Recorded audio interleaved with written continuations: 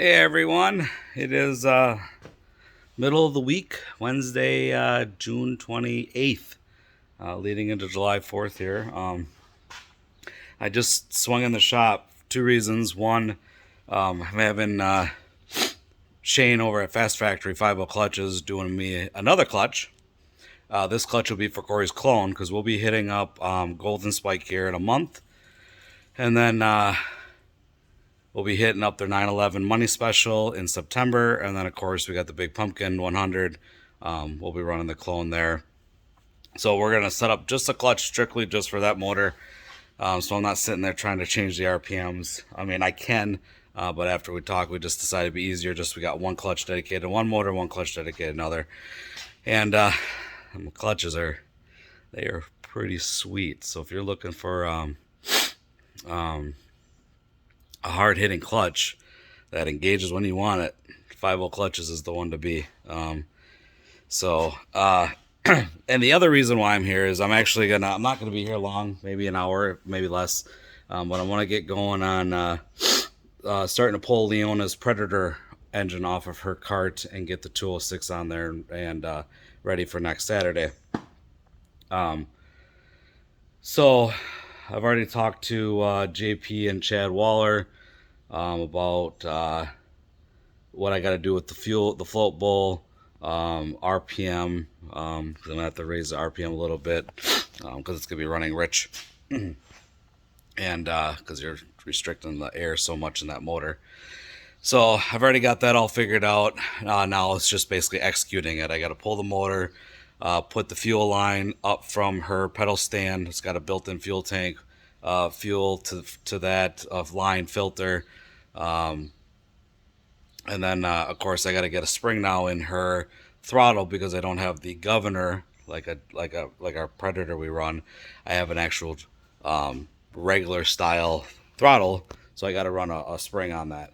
I'm hoping it's a lot smoother for her too. The Predator with that whole system on there, it's not smooth. It's very erratic, tight.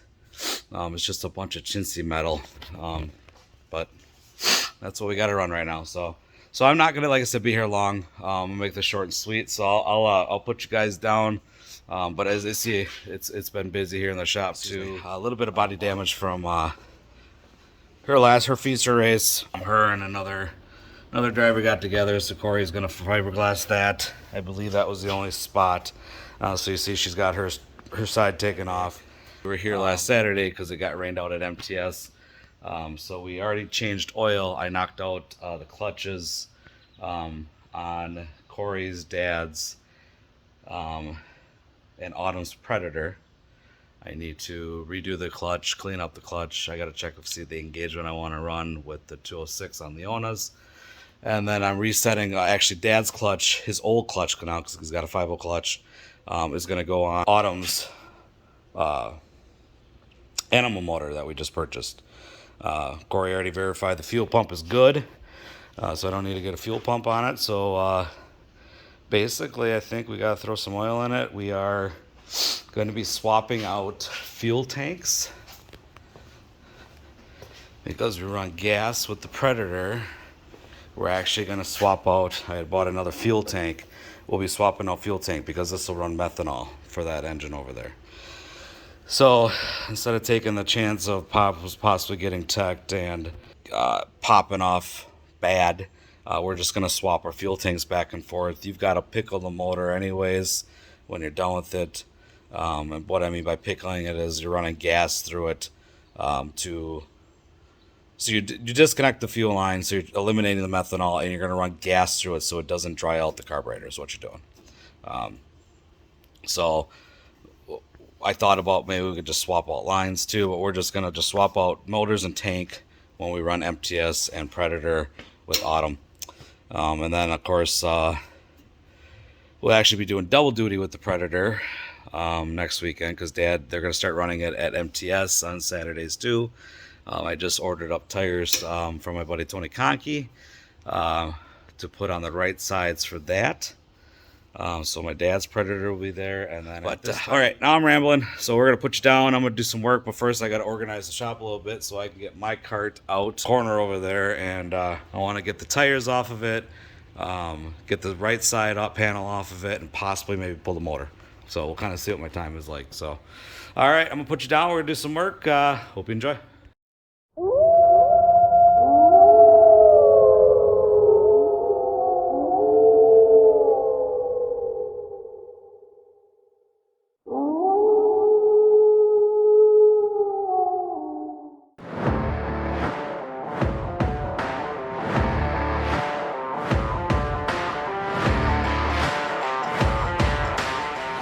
I was moving a cart, and it's a different cart. So our buddy Josh, who became friends with met us at the car show at the Lacrosse Center, got himself I think it's I think that was a '98 Ultramax. Got it for like dirt cheap. I'm talking a couple $100.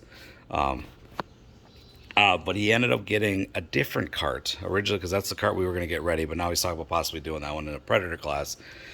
But he was able to find another local one here, a Phenom, which of course this is the better of the two chassis. And I'm not saying Ultramax is worse than Phantom. That's not at all where I'm going with that, because I know a lot of people that run, especially the newer Ultramaxes, that are fast. But the issue with that Ultramax is there was no camber adjustment. It had a built-in, you could adjust kind of like how the wing carts are, like the QRCs and all the old style wing carts. You could adjust the wheel width this way, but you couldn't actually adjust camber. It was built into the chassis. The only thing you could do, I believe you could rotate caster, but I'm not 100% sure.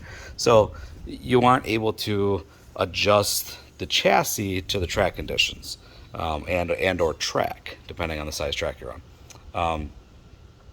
So he picked this up. This was a local asphalt cart. It was originally a junior cart, but he got this at a pretty good deal. Of course, like I said, it's built for a child, so we'll have to get his seat, which I tried to get this week. Unfortunately, Waller didn't have a stock.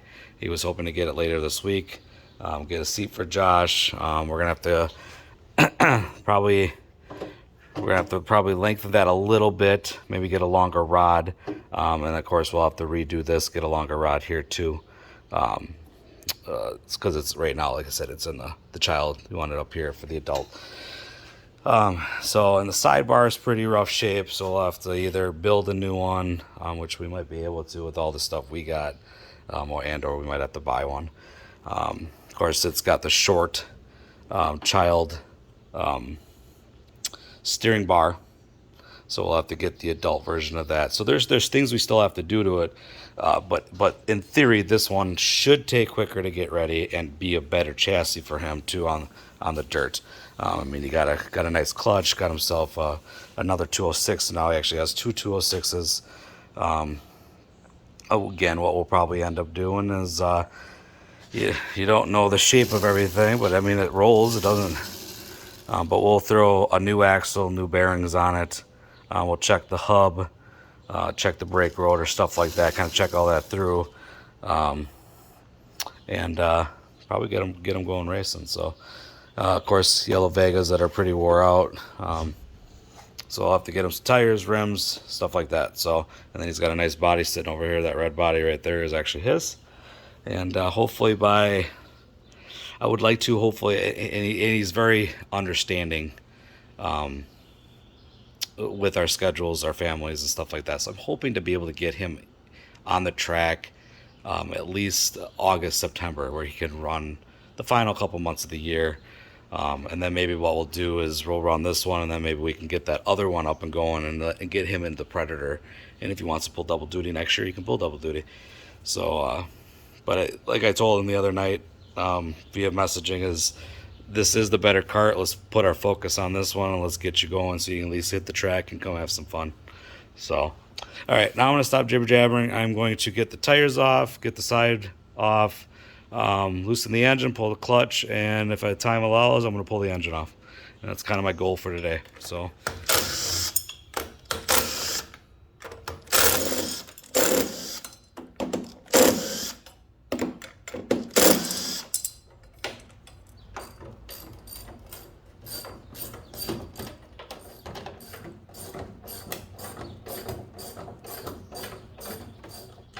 So you're probably wondering why these are upside down, and pretty much all our carts do that except for maybe a couple. It comes down to tire clearance, especially with those treads. We don't have a lot of clearance, so what you'll do is you'll flip the bolt. So it's just the bolt head, which is very thin compared to a nut, and it gives you a little bit of extra clearance up to the body. If we don't do that and we're still able to run the nut on the bottom, we'll literally hack it off even the threads, so they're even with the nut. So again, it's as narrow as we can get it, so we have clearance to the tire and stuff like that.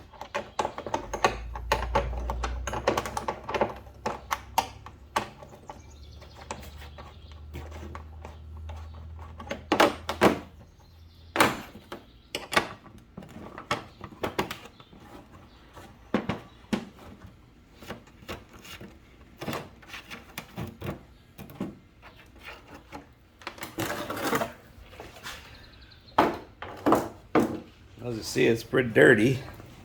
I literally haven't washed it all year. Quite honestly, there isn't really much to a rookie cage kart. Just change the oil once in a while. You don't have to do it religiously like we do with the other engines, and clean up the clutch and chain and put fuel in it.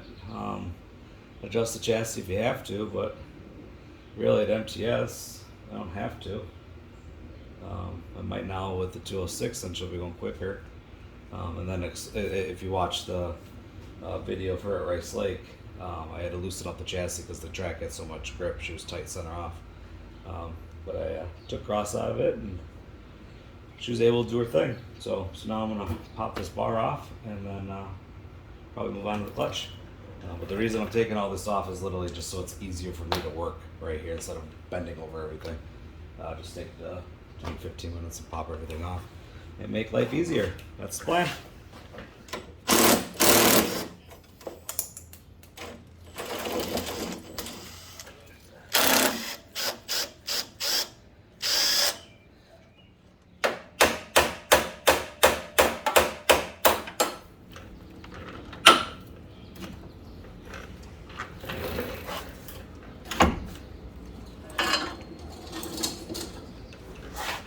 So what that allowed me to do is I loosened up the motor mounts that hold the motor in place. It allowed me to shift the motor back so I could take it off the chain off the rear gear. And now I'll come in and take off the required clutch guard that I don't see half of the rookie cages running. It would be nice if this stuff was safety checked for children. I mean, safety check for everyone, but especially children. It's amazing what parents are okay to do and get upset and not do.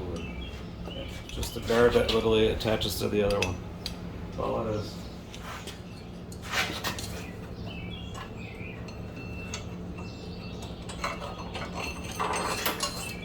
Now the chain is loose, which needs a good cleaning. So we'll do that before I leave. We'll clean that up. Well, what we got next is I got to remove the paracord I have on here. Speaking of paracords, check out Brass Monkey Paracords.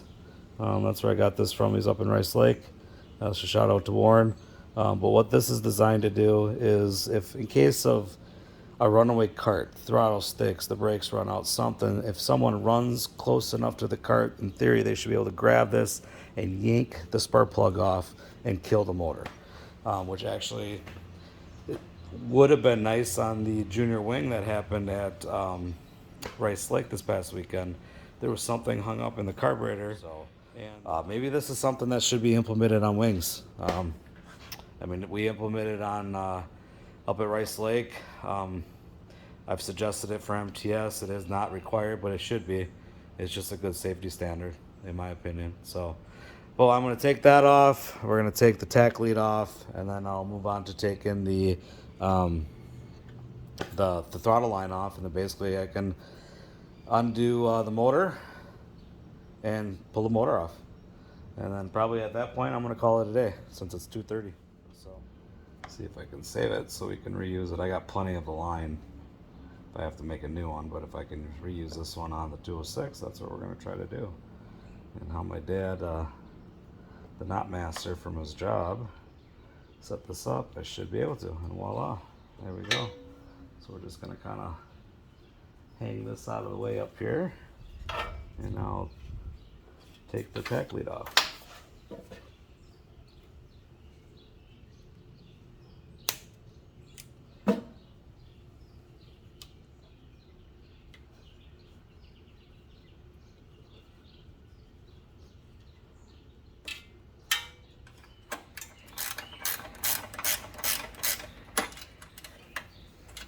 Now that is a bracket I added to this motor to stiffen this up, because when she would push on the gas, this would flex around, and then it would change how my throttle, if it would go full throttle or not.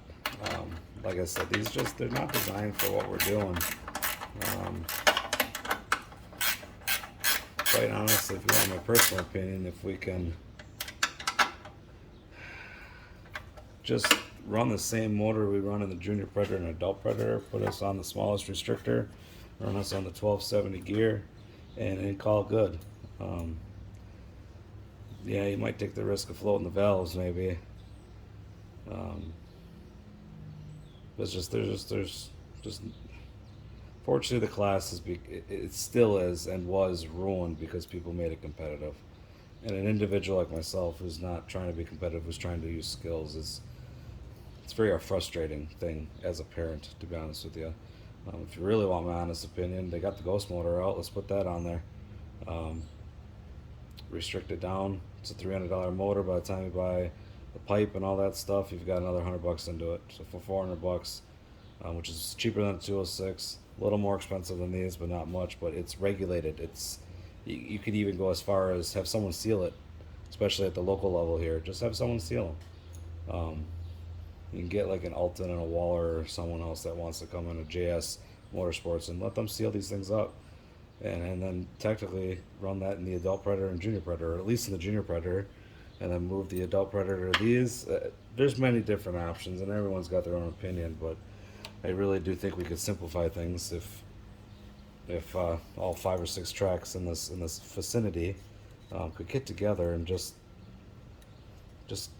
get a set of rules that are common. But again, that's just me blabbering, so I'm gonna shut up. I got everything loose, taken off. Next thing I know is I just got to do the 4 bolts that hold the motor on to the motor mount and slip the motor off, and I did my goal for the day.